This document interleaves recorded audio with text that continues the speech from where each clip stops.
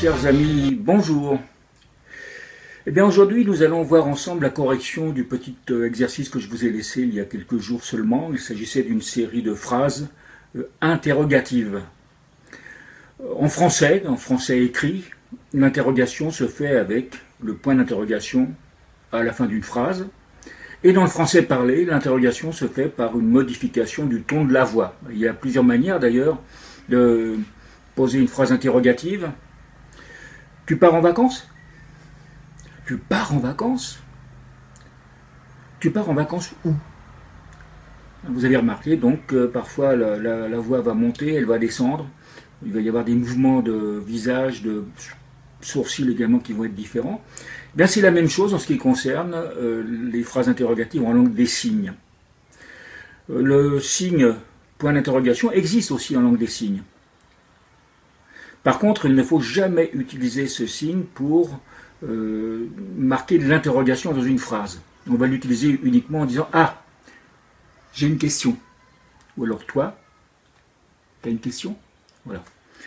Par contre, lorsqu'on veut donner un sens interrogatif à une phrase, ça va se faire par les mouvements de sourcils essentiellement.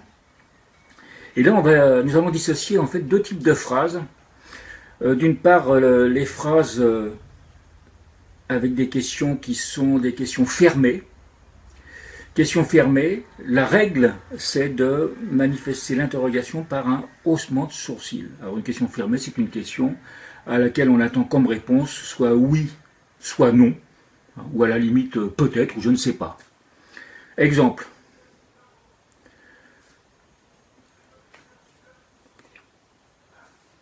Tu pars en vacances, hein, toi, vacances partir. Je recommence. Hein. Il s'agit là donc d'une question fermée, réponse oui ou non. Et là, j'ai fait un haussement de sourcil avec un petit mouvement de tête vers l'interlocuteur. Et c'est ainsi qu'on marque l'interrogation pour une question fermée.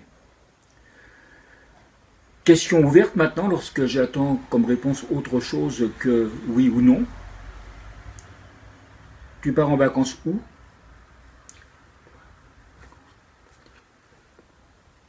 Et là, j'ai froncé les sourcils puisqu'il s'agissait d'une question ouverte. Tu pars en vacances où ? Toi, vacances, partir où ? Donc voilà la règle. Alors voilà la règle du moins en ce qui concerne les questions simplement pour savoir sans aucun sentiment, sans aucune émotion. C'est ce qu'on appelle des questions neutres. Hein, je veux simplement savoir, hein, je répète, où ? Maintenant, je peux aussi ajouter une émotion dans ma question. Et dans ce cas-là, l'émotion va prendre le pas sur la règle de base. Je vous cite un exemple. Hein, j'apprends que tu pars en vacances, et puis ça, je ne peux pas y croire, j'y crois pas. Quoi, hein. Et au lieu de dire, toi, vacances, partir, eh bien l'émotion, mon incrédulité va prendre le pas sur la règle de base. Donc on laisse la règle de base de côté. On ne s'occupe plus du tout de savoir si c'est une question ouverte ou une question fermée. On prend en compte en priorité le sentiment ou l'émotion. Et ça va donner ceci.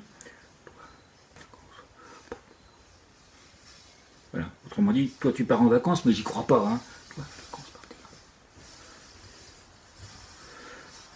Ou tu pars en vacances où ? Avec enthousiasme.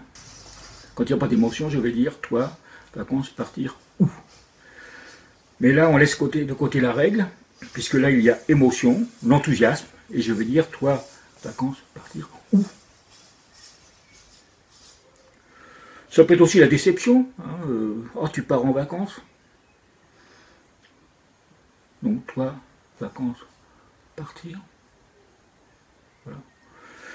Donc voilà, on a vu un certain nombre de phrases interrogatives, et on répète donc la règle de base, question fermée, haussement de sourcil, question ouverte, froncement de sourcil, et lorsqu'il y a émotion, sentiment exprimé, on laisse de côté cette règle de base et on passe en priorité l'émotion qui va se manifester par tout ce que le visage peut faire hein, au niveau mimique, haussement, froncement de sourcil. Voilà. Donc voilà, j'espère que vous allez retenir hein, ces quelques règles. Et pour la prochaine fois, je vais vous soumettre des phrases négatives. Et vous allez voir, ça paraît simple comme ça, mais il y a quand même quelques astuces, quelques pièges. Donc je vous laisse le temps aussi de noter ces phrases négatives.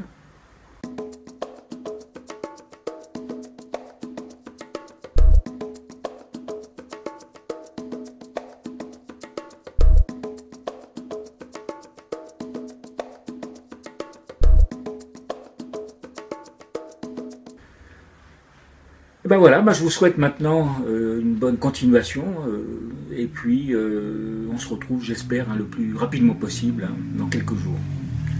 Au revoir.